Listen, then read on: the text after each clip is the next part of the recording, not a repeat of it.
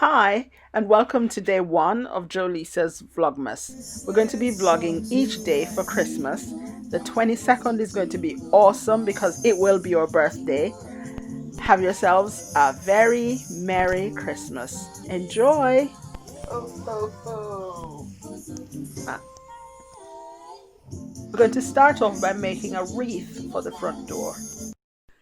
Hi, this is Leisa, one half of the twins from Joleisa.com. Now we've set ourselves this challenge to make a wreath for the front door. Well, guess what? We're going to go foraging for anything that we can find to make this wreath.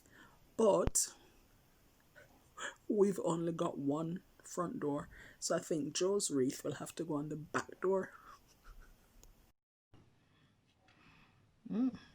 Well, what do you do when you get a challenge like Lisa's challenging me to make a Christmas wreath with all natural materials? Challenge accepted. We'll see.